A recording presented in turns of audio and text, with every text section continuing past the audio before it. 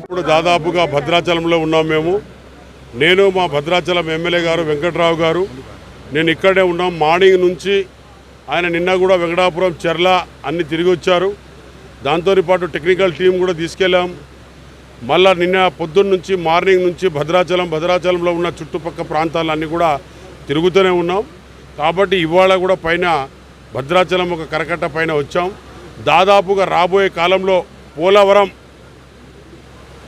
పోలవరం కట్టినైతే ముందు కరకట్ట కట్టాలి. లేకపోతే 25 కిలోమీటర్ దాకా వెంకటాపురం వాజేడు చెర్ల అన్నీ మునిగిపోతాయి. కరకట్ట బ్యాక్ వాటర్ వచ్చినా లేకపోతే ఏ వాటర్ వచ్చినా కూడా బ్యాక్ వాటర్ ముఖ్యంగా. దాని తర్వాత వర్షాకాలం ఏదైనా వచ్చి బ్యాక్ వాటర్ వస్తే మా టెంపుల్ కానీ దాదాపుగా 1,00,000 పాపులేషన్ ఉన్న గ్రామాలన్నీ కూడా మునిగిపోతాయి, ఆదివాసుల గ్రామం. కాబట్టి ఫస్ట్ కరకట్ట చేసినాకనే పోలవరం కట్టాలని నేను గౌరవనీయులైన మోడీ గారికి, అదేవిధంగా మా గౌరవనీయుల మన చీఫ్ మినిస్టర్ గారికి, అదేవిధంగా చంద్రబాబు నాయుడు గారికి కూడా.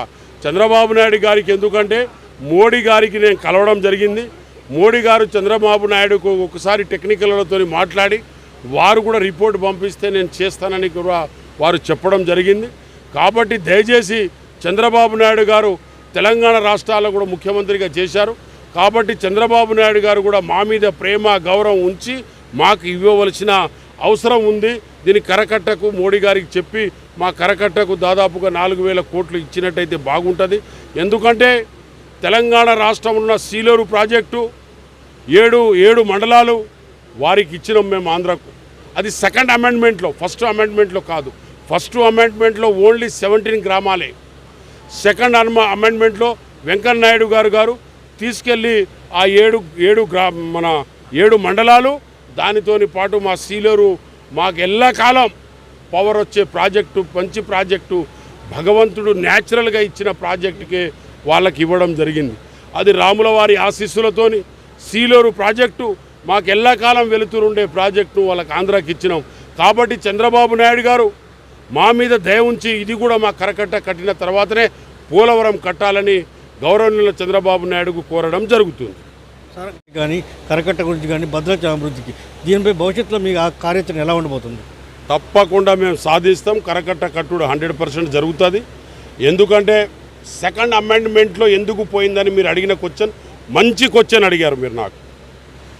సెకండ్ అమెండ్మెంట్ వచ్చేటప్పుడు మా గవర్నమెంట్ లేదు, కాంగ్రెస్ గవర్నమెంట్ లేదు, బీజేపీ గవర్నమెంట్ ఉన్నది. స్టేట్లో బీఆర్ఎస్ గవర్నమెంట్ ఉన్నది, టీఆర్ఎస్ గవర్నమెంట్ ఉన్నది. టీఆర్ఎస్లో ఉన్న ఎంపీలు సీలేరు ప్రాజెక్టు ఎందుకు వదిలేశారు, 7 గ్రామ పంచాయతీలు వాళ్ళు ఎందుకు వచ్చాలో వాళ్ళ ఆ ఎంపీలకు, బీఆర్ఎస్ ఎంపీలకు, టీఆర్ఎస్ ఎంపీలకు, అదేవిధంగా చంద్రశేఖర్ని అడగాలి, కేటీఆర్ని అడగాలి తప్ప మా కాంగ్రెస్లో మేము అప్పుడు ఓడిపోయినాం. ఫస్ట్ అమెండ్మెంట్ అప్పుడు ఆల్రెడీ మేము ఎంపీగా ఉన్నాం కాబట్టి మేము వాళ్ళు తీసుకోలేకపోయినారు. సెకండ్ అమెండ్మెంట్లో టీఆర్ఎస్ గవర్నమెంట్ వచ్చింది, అక్కడ బీజేపీ వచ్చింది. వాళ్ళు చంద్రబాబు నాయుడు అక్కడ జగన్మోహన్ రెడ్డితో కుంభకై, ఎవరు కేటీఆర్ గారు, కేసీఆర్ కుంభకై 7 మండలాలు పవర్ ప్రాజెక్ట్ ఇవ్వడం జరిగింది జగన్మోహన్ రెడ్డి గారు. దాని తర్వాత జగన్మోహన్ రెడ్డి గారు ఇవాళ ఓడిపోయి ఉన్నాడు. కాబట్టి మేము చంద్రబాబు నాయుడు గారికి అడుగుతున్నాం, గౌరవంగా రెస్పెక్ట్గా అడుగుతున్నాం. మాకు మీకు సీలేరు ప్రాజెక్ట్ ఇచ్చాం, పవర్ ప్రాజెక్ట్ ఎల్లకాలం మీకు విద్యుత్ వచ్చేటట్టు. కాబట్టి మీరు మాకు 7 గ్రామ పంచాయతీలు కూడా తీసుకొచ్చారు కాబట్టి పోతే పోయినాడు. కానీ మాకు ఒక 5,000 కోట్ల వరకు మాకు ఆల్రెడీ బైబర్కేషన్లో ఉంది కాబట్టి ఆ 5,000 కోట్ల రూపాయలు ఇప్పిమని చంద్రబాబు నాయుడుకు అడుగుతున్నాం. ఈ భద్రాచలం పర్యటనకు వచ్చిన ఎంపీ బలరాం నాయక్ గారు చెప్తున్న పరిస్థితి, భద్రాచలానికి తీవ్ర అన్యాయం జరిగిందని, భద్రాచలం భవిష్యత్తులో మనుగడలో ఉండాలంటే కరకట్ట పూర్తిగా చేయాలని, అలాగే 7 మండలాలు తెలంగాణ కలిపితే తప్ప భద్రాచలానికి మనుగడ ఉండదని తెలుపుతున్నారు.